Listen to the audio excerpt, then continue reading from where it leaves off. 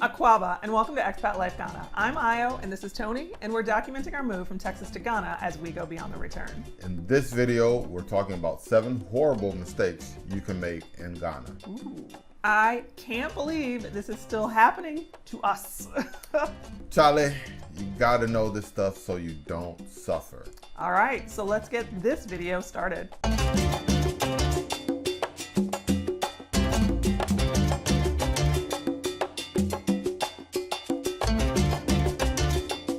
Yes, we live in Ghana and we love it.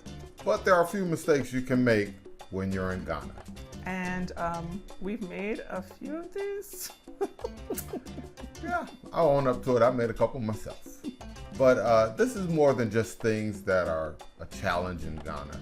This is about things that you need to make sure you don't do in order to relocate successfully. Absolutely. So let's break this down. Number 1, trusting people. Ooh, yikes. You just put that out there like just all out there right from the get, huh? Yeah, don't do it all. And I first want to say that Ghanaian people are some of the most open and kind people that I've ever met. I love the people here. And they value humbleness and they value honesty. So, just know that. But as a very wise Ghanaian elder told me, don't trust anyone. Anyone. He specifically said, I don't trust him. He's pointing at his wife. He's pointing at his son. I don't trust myself. He even said, if my mother was here, God rest her soul, I wouldn't trust her. So he really did say that, y'all. He really did say that. Don't trust anyone. Oh my gosh. Well, so I feel like it makes someone have this edge about them. Do you feel like it takes away from the experience because you always have to be on guard? Is that just part of being here, or doesn't that like minimize the experience? It's kind of like proceed with caution. Okay. It's one of those things where there's dangers and you want to look out for them. So you can trust people as much as you can see them. This man said he didn't trust his own mama. Yeah, so I don't know. I know. But I mean, trust as you need to. Don't just blindly trust people here. There are a lot of stories that sound like, oh my God, I hadn't heard that story before. That really must be true. And yeah. No, it's not. So I think the one piece of advice that you seem to get a lot is people telling you to keep your circle small. And that is part of making sure that you can trust people, but keep the circle of people that you do trust small, tight-knit, and trustworthy. Yes, and I found that in keeping your circle small, you're more protected. Right. You have this security barrier of people like, hey, there's only 3 or 4 of us, and we're gonna make sure nobody messes with him, so they make sure nobody messes with me, and right. It's reciprocated. So definitely keep your circle small.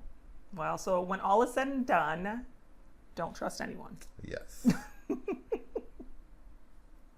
Number 2, don't eat street food your first day. Did you really put that on the list? Yes, so many people are coming and saying all the street eats and want to get down, but your stomach may not be ready for all of that.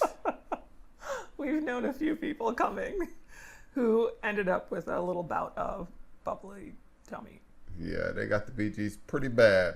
My brother-in-law told me if it's hot and freshly cooked, go for it. If it's not, pass. Oh, that's actually good advice. I had an incident with some fresh cut pineapple. You see the roadside vendors, they have all the fresh fruit. It looked so good. Roadside, it was so yummy. It was juicy. It was delicious. The lady cut it. She never touched it. She had a plastic bag on her hand. She cut it right into the plastic bag. A little later that day, I was hurting. Yeah. And someone told me that even though she never touched it, I have no idea how, when, or with what the knife was cleaned. And that knife touched every slice. So gross. Okay. You eat street food? Yes, but I'm very selective where I eat. I eat with vendors that I know, vendors that I can see how their food is prepped. I eat I'll really only eat meat as far as street food, so like kebab and. You only eat meat. Oh, that's like your major food group. Yeah. Oh, Enemy. I got a shout true. out to Joyce and the community ate the Enemy and. I mean, we eat both road, but we go to the lady that we know. We see her cooking it fresh on a regular basis, and her stuff's like always hot. So I think the hot thing is really, it's probably a really good piece of advice. Yeah. Don't try it on the first day. The pepe will get you for sure. If nothing else, the pepe will get you. And you know, for me too, I noticed that a lot of the really good local dishes use a little bit more oil than what you would, like I feel like in the States, it's like, oh, don't use oil. And here they use oil. So if your stomach is a little funny about that, just be aware. Just be aware. Number 3 is not checking land ownership. This one is a horrible mistake. Yeah, and this is true for not only people coming in, but for people who locals who live here too. In the news recently, they had this story about a man who had a rental, and the guy told him he had some people he thought would be interested in renting the place. Right. So he took several couples to the place, telling them it was for sale, asking them for a down payment. He was writing receipts and documents up to, Oh, yeah. the whole 9. Right. And then the owner, he was there thinking that this guy was bringing through potential renters. And he was there kind of saying like, oh, yes, I own the place. This is my dad. It was this whole thing, right? And that's not exactly how it worked out. Don't trust anyone. He had gotten something like 3 or 4 dozen couples. It wasn't even just like a couple. This was one of those things where I was like, what? Anyway, yes, you have to check. Yeah, you have to check ownership. You have to ask for proof of ownership, especially if you're talking about a major land purchase. Like that's huge. That usually includes an official land search.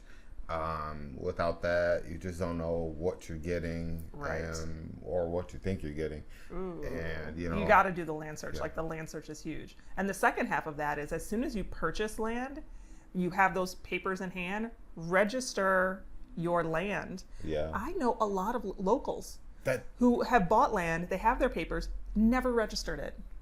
Never registered it. Land issues are common here, and resolving them is a challenge. Not impossible, but it takes time and money. A lot of time and a lot more money. If you follow the channel, then you know that we are still in the process of trying to register land, and the paperwork has been processed now. It's been like 9 months they've been processing paperwork. Still going through. Things here take time, but even I'm like, dude, really? We are still waiting. Look, if you can, go through a company. Don't call someone on a sign pole. Don't go with the guy that this guy that you know knows. Or don't even try to go it alone. Like don't try to go it alone. And don't be afraid to walk the neighborhood and even ask who owns the house. A security guard, a street vendor, or a neighbor can tell you, what's up. Yeah. As far as like making sure that you're protected. I think that if you go it alone, there's so many barriers and hurdles and red tape and processes that I understand why locals don't register their land. Yeah, and the fees. It's a challenge. It really is. And the thing with using agents is, sometimes these agents aren't working with the owner, and wow, you end up paying, and then you still want the property, so you end up paying again. I can tell you story after story. After story. So land thing is just a huge one. And another horrible mistake is not securing your land once you get it. Like this has happened to people that I know personally from back home, where it's like they bought land here and then they go back, but because they didn't secure it, they put that wall up. Yeah, that you have to start the process of building a wall right away. If you don't secure your property, it kind of leaves you open. So and then rent it out to someone, likely someone in a little shanty or something like that. That way there's someone there on the property, and because they are paying rent, they can't lay claim to your property. Oh, that's a good idea. when people see, oh, somebody's on, they aren't going to come Right. and, somebody's there at least looking out for the land. You definitely want to have that. I totally agree. Or you can pay someone just a small stipend to stay on the property. That way they also can't lay claim to it by saying, oh, the guy just had me staying here and now it's mine. Either way, don't just let someone stay on your property, no strings attached. It's all about making sure you're protecting your investment. Yes. Number 4. Drop a comment below and let us know what you think. Mistake number 4 is not buying a car from a dealership. Ouch. This Don't one do is that a one. huge mistake, but for a couple different reasons. It's not. First, when you're buying a non-dealer car, there are no guarantees to its history. There's no Carfax. You don't know what happened to I that hear car. stories of people buying a Range Rover, taking it to the DVLA, and the VIN number is a Mitsubishi, and they find out the car's in Canada. You're like, well, can't What? register it here. The same is true in the States, right? Like when you buy from an individual and you don't get a car history or a proof of title, you don't know what you're going to get either. I think that's not just here. Here's the thing in Ghana, though. The roads inflict way more wear and tear on a car. Way more wear and tear. Oh my gosh. They're Horrible, right? horrible. So it's not the same as in the States. Oh, Even the if a States, car is you're right. freshly washed and starts, there's still a lot of unknowns. Yeah, we've heard all of them, right? Flooded cars from the States being resold here. Yes. We've gotten that one a couple times. Yes. Engines being swapped out, so a newer car is rolling with a old engine. You just told me about that, and I was like, no. Oh, yeah. Yikes. Absolutely. And then vehicles that are just broken and rigged up mechanically to make it through a first couple hundred miles, but then they just break down shortly after the sale, so you're really not protected. Yeah, and then there's the good old, it wasn't even their car to sell. That goes back to don't trust Anyone. So play it safe. Work with a dealer who is selling you something that either comes from a dealership that has a service package or some kind of warranty, or at least someone you can come back to and harass if that drive shaft hits the fan. The horror stories. Yeah. There's a lot. Yeah, the auctions, buyer beware. Yeah. Just do your best. Do your due diligence in researching who you're buying that car from if you're not going through a dealership. And remember, it should feel like there's some sort of process to whatever you're doing and whoever you're working with, right? You're exchanging money and you're getting a documentation or a piece of proof, or at the same time you're getting some sort of claim to the vehicle. Don't ever send money ahead of time for something that you're not collecting in that moment, because most places don't work that way. Number 5 is for those of you with kids. Know this: the school you want your kids to attend needs to be close to your house. Yes, if you want kids to go to a certain school, start there and find a house nearby. Yeah, I repeat, don't find a house, commit to buying it or commit to a longer term rental, and then start looking for a school.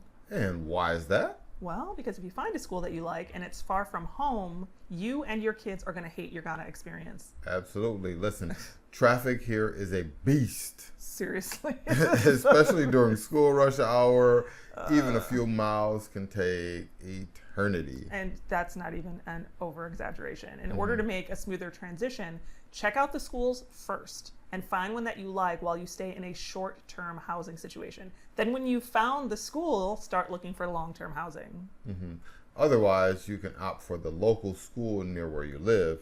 There are international schools everywhere, but Everywhere. it may not be everything you wanted, and your options will be more limited. Yeah, and don't think of finding a school and finding a house as two different things to complete on your little checklist. The two of those things, if you've got kids, go hand in hand. Yeah, and let me tell you this.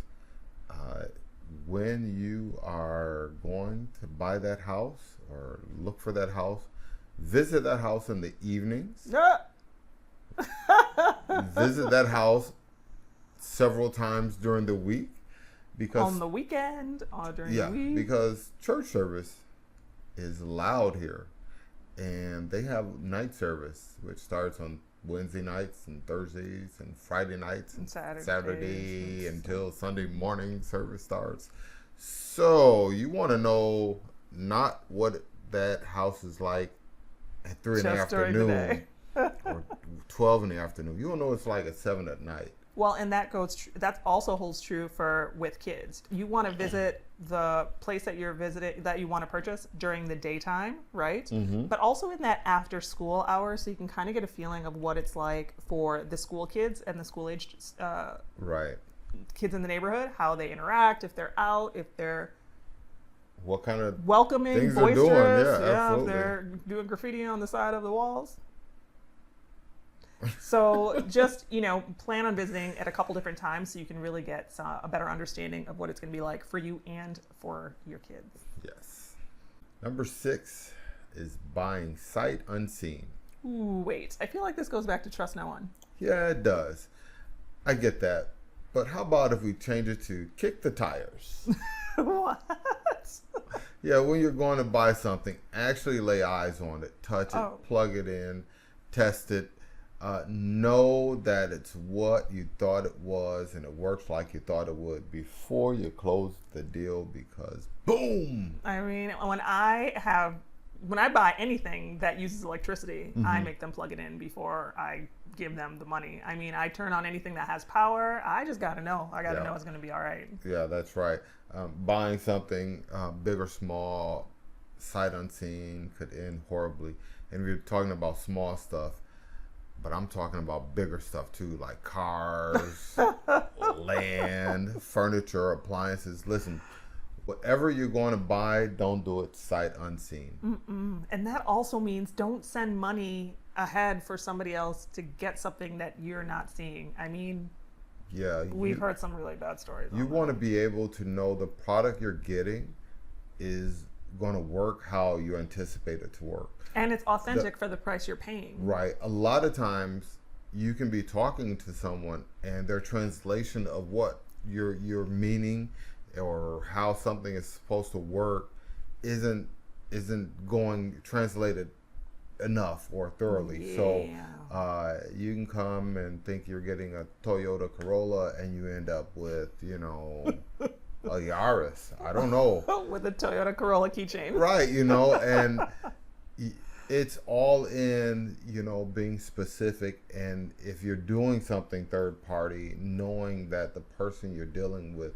understands exactly what you want. I feel like this goes back to trust no one. Trust no one. Yeah. All right. Well, there you go. Last one here, number 7 on the list of 7 horrible mistakes in Ghana is Hi, I'm Leo. Subscribe right now. Thinking getting here was the hard part. The hard part is still coming. Yes, there are going to be potholes, manholes doing this. It's not easy once you get here. Yeah, the path to citizenship, even though it seems like being in the diaspora is just this open invitation to return, there are more challenges than just getting here. Absolutely. Starting a business, man, it's tough and it takes time. So much time. That means you need to have a plan and a backup plan for money and business and making it all work. If you don't have a solid plan,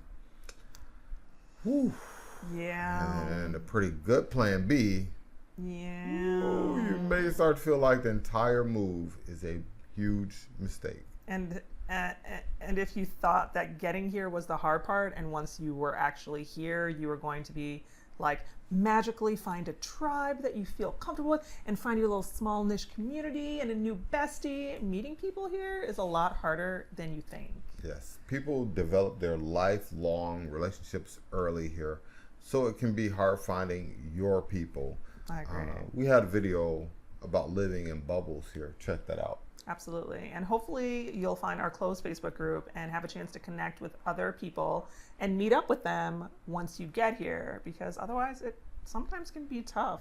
Yeah, we do suggest, joining our Facebook group because it offers support to people that when they get here, hey, they're able to reach out and actually meet up. And get with people who have something in common with them, and they can share stories. Hey, I was looking for this and I was getting to run around, and say, oh, well, this is all you have to do to, streamline that process or whatever it is. So networking here with our group is excellent. Networking in general is really helpful because there's so much that you just don't know. So if you have someone who can help in the process, it will make things a little bit easier. Without that help, there are a lot of challenges. There's just a lot. And going at it alone could get frustrating, and you can just throw your hands up and say, forget it, I'm done with this. But yeah, I mean, I think that's... Find your support out there. Yeah, find your network. Otherwise, can't make it without it. Absolutely.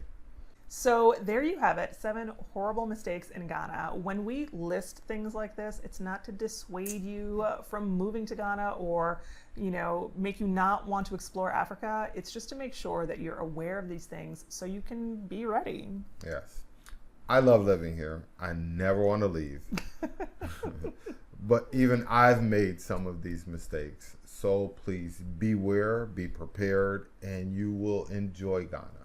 And if you're planning your first trip to Ghana, check out what we have to offer on our website at expatlifeghana.com, including full service tours, airport pickups, and day trips to see the country. And when you come to Ghana, stay with us at the lodge. We now offer accommodations and full service stays at our B&B. Check it out at expatlifeghana.com. Hey, did you subscribe? Do it now and join us for our monthly lives here on YouTube the last Friday of every month. We get into some pretty juicy and sometimes contentious conversations. Yes, it gets deep. Yeah, that you definitely don't want to miss. So hit the notification bell too. And with that, Charlie out for now.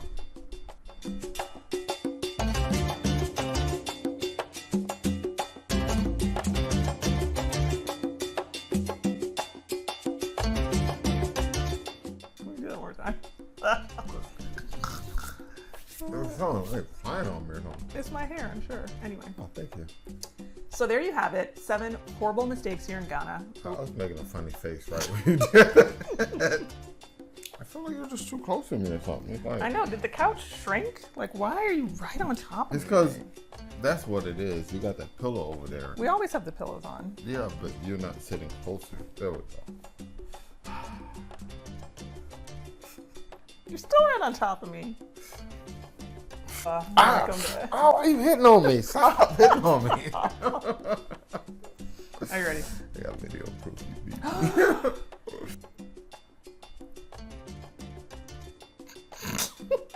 I'm waiting on you to start. You ready?